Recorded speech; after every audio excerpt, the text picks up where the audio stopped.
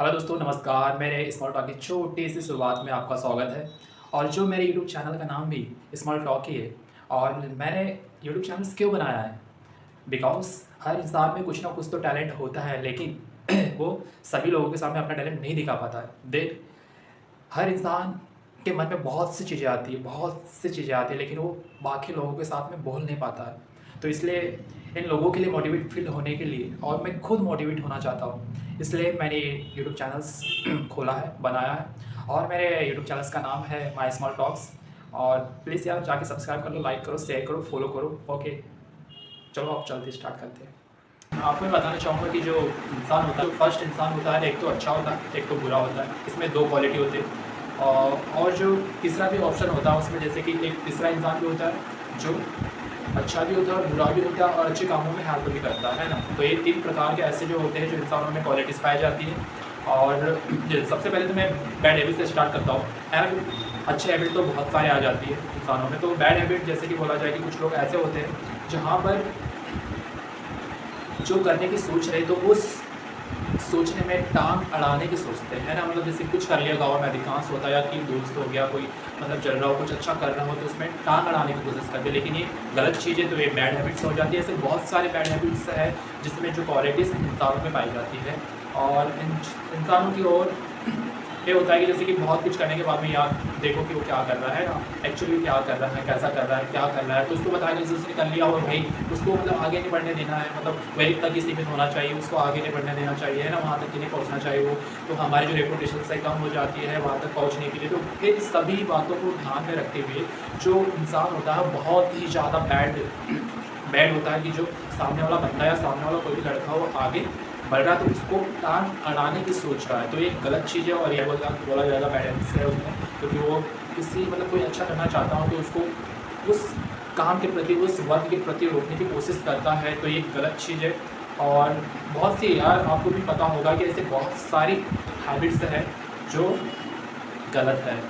और अच्छी हैबिट तो बहुत सारी होंगी। अच्छी हैबिट जैसे कि आप जल्दी उठकर स्टडी कर सकते हो, है ना।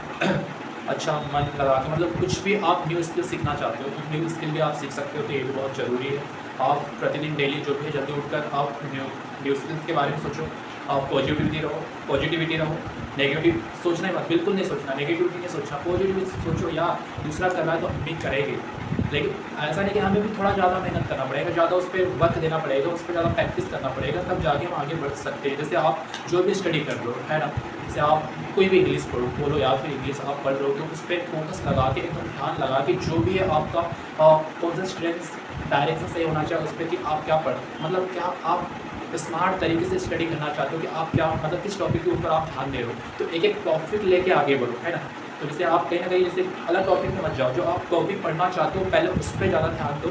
जैसे फर्स्ट टॉपिक हो गया, सेकंड टॉपिक हो गया, थर्ड टॉपिक, फाइव टॉपिक, तो उस पर एकदम डिटेल वाइज आप स्टडी कर सकते हो। तो इन सभी बातों को ध्यान में रखते हुए आप ऐसे एक स्मार्ट स्टडी कर सकते हो। तो इस पर आपको अच्छा बेनिफिट मिलेगा और सही तरीके से आप वर्क कर सकते हो। तो बहुत बेहतर तरीका है इन सभी वो चैप्टर वाइज आप पढ़ सकते हो, तो आप अच्छी स्टडी कर सकते हो और स्मार्टली कर सकते हो। तो ये आपको ज़्यादा से ज़्यादा ध्यान देना पड़ेगा, और बहुत वो भी फोकस के साथ में आपका क्या मतलब एक गोल सेटअप करो कि हमें इतना मतलब कंप्लीट करना है। और टाइमिंग ज़्यादा जैसे आपने एक गोल सेटअप किया, छोटा छोटा गोल सेटअप करो। जैसे कि मान के चलो कि हमें 2 घंटा या 3 घंटा लगातार एक बुक के ऊपर, मतलब कोई आप इंग्लिश पढ़ रहे हो तो उस पर आप 3 से 4 घंटा दे सकते हो। फिर बाकी जो सब्जेक्ट है उसके है, तो उस सब्जेक्ट के ऊपर भी आप धीरे धीरे गोल बनाकर आप उस चीज़ को अपडेट कर सकते हो। तो एक बेहतर तरीका रहेगा, क्योंकि जब आसान आप गोल सेटअप करोगे तो उससे आप अच्छा तरीके से आप कवर कर सकते हो उस फील्ड को, उस सब्जेक्ट के ऊपर। तो ये बेहतर तरीका होगा और बहुत अच्छा होगा, है ना। और जैसे आप मान के चलो कि आपने इंग्लिश कंप्लीट कर लिया हो, कुछ और कर लिया हो, तो ये बहुत बेटर है। आपने 4 घंटा निकाल लिया, तो उसके बाद में आपको नेक्स्ट डे पता चलेगा भाई मैंने तो 4 घंटे से पहले पढ़ चुका था, क्यों ना और मैं आधा घंटा ले लूँ या 1 घंटा ले लूँ, चलो इसको 5 घंटा कर सकता हूँ, बाकी सब्जेक्टों में 1 या 2 घंटा में दे सकता हूँ उसमें। तो इस स्ट्रेटजी के साथ में आप अच्छे तरीके से आप कंप्लीट कर सकते हो कोई भी सिलेबस। तो इस जैसे आप ज़्यादा एग्जाम आपके पास ज़्यादा टाइम नहीं बचा हुआ है, इस कम समय में आपको अच्छी स्ट्रेटजी के साथ में आपको स्टडी कंप्लीट करना हो, है ना। तो वही है कि आपको ज़्यादा टाइम नहीं है आपके पास में, बहुत कम टाइम है। आप अच्छे फोकस के साथ में पढ़ना चाहते हो कि यार हमें जल्दी से जल्दी अपना सिलेबस कंप्लीट करना है और कंप्लीट करने के बाद में उस टॉपिक को रिवीजन भी करना है, तो इसमें बहुत ज़्यादा सोचने और समझने की और थिंकिंग बहुत होना चाहिए और समझना भी चाहिए कि चलो यार जल्दी से जल्दी कंप्लीट करना है, तो अब कैसे स्मार्ट स्टडी के तौर पर उसको कंप्लीट करें, है ना, तो उसको कंप्लीट कर सकते हैं। जैसे कि आप टॉपिक ले लो, स्मार्ट स्टडी एक बहुत लॉजिकल स्टडी होती है। तो स्मार्ट स्टडी में ये होता है कि आप जो भी एक टॉपिक लेना चाहते हो तो उस पर रिसर्च जो आपको इम्पोर्टेंट क्वेश्चन नज़र आ रहे हैं, है ना, आपको मतलब ज़्यादा डिटेल में नहीं पढ़ना हो और स्मार्ट स्टडी करना हो तो आपको एक जो लाइन अंडरलाइन जो भी आप पेन कॉपी जो भी आप एक पेंसिल्स जो भी आप इसका अंडरलाइन के लिए आपके पास में हो तो उस पर एक अंडरलाइन करके आप एक नोट्स छोटे नोट्स के तौर पर आप तैयार कर सकते हो। और वो ज़्यादा तो जो भी आपको मेन टॉपिक्स दिख रहा हो तो उसको हेडलाइन करके आप उस पर नोटबुक पे आप एंट्री कर सकते हो, तो आपको एक बेनिफिट अच्छा मिल जाएगा। जो भी जैसे आप पढ़ना चाहो तो आपको जल्दी से जल्दी याद हो जाएगा। तो ऐसे ज़्यादातर आप कोचेस देख सकते हो उस फील्ड में, तो आप एक अच्छी तरीके से स्मार्ट स्टडी कर सकते हो। टॉपिक वाइज चैप्टर वाइज ज़्यादा से ज़्यादा आप उस पर ध्यान दे सकते हो, तो आपका बेनिफिट बहुत अच्छा रहेगा। और ये तो सब चीज़ें होती है स्मार्ट स्टडी में।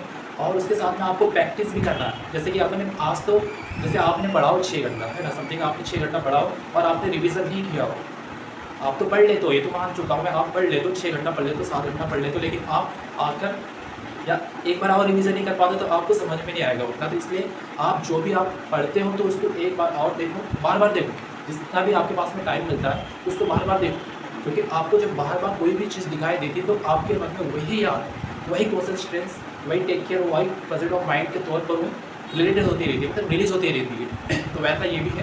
तो जैसे आप जो भी आप पढ़ते हो लाइब्रेरी में हो या कहीं और पढ़ते हो तो उसको बार बार रिविजन करते जाओ, कम से कम 10-15 मिनट एक बार सकल मतलब चैप्टर को देखो कि इसमें क्या लिखा हो, कौन से सन में है, कौन से टॉपिक है ना, किस सन में क्या हुआ था, किसने क्या किया था, वो कैसा हुआ था, बात कब हुई थी, ये सभी जानकारी आपको एक बार जैसे हाईलाइट करके देख लोगे तो आपको पता चल जाएगा।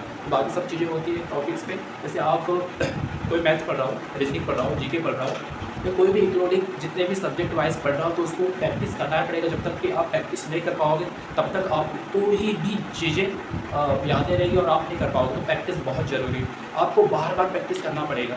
कि बोलते हैं ना कि ऊपर वाला भी देखता है जब कोई मेहनत करता है। आप बड़े सपने सोचो, बहुत बेनिफिट है, बहुत ज़्यादा। आप बड़े सपने देखने की कोशिश करो, क्योंकि होता है जब आप हार्ड वर्क करते हो, उस कर्मा करते हो, हार्ड वर्किंग करते हो, उस काम के प्रति आप लगन से और सच्चे ऑनेस्टी के साथ उस तौर पर आप स्टडी करते हो तो आपको बेनिफिट मिलता है। और बॉडीज आपको देखता है कि बंदा मतलब लड़का कुछ कर रहा है, मेहनत कर रहा है, पढ़ रहा है, तो उसको दिया जाए, ये तो है। और जनरली लेकिन ईमानदारी के साथ पढ़ो ना कि बस हम तो पढ़ ही रहे, है ना, तो इससे कोई मतलब नहीं निकलता। भाई तुम पढ़ ही रहो, लेकिन कुछ सही स्ट्रेटजी के साथ में नहीं पढ़ रहे हो तो आपको कोई बेनिफिट नहीं मिलेगा, बिल्कुल ही नहीं मिलेगा। तो ये है कि मतलब जो आप पढ़ना चाहते हो तो सही ढंग से, सही लाइन और सही स्ट्रेटजी, सही डायरेक्शन, सही फोकस के साथ में आपको पढ़ना पड़ेगा। और एनी टाइम और सही डेली आपको मोटिवेट रहना पड़ेगा। तो मोटिवेट जब तक ही नहीं रह पाओगे तो आप कुछ नहीं कर पाओगे। तो बेटर दिन ये है कि मतलब जो भी है आप अच्छे से करो, बेनिफिट मिलना चाहिए, है ना। तो स्मार्ट स्टडी के तौर पर काम करो आप, यहाँ कि बस हम पढ़ रहे ऐसा सब कुछ नहीं होगा भाई, कुछ नहीं होगा, आपको पढ़ना ही पड़ेगा, ये बेनिफिट्स है। हाँ, तो डेट इज़ क्लियर।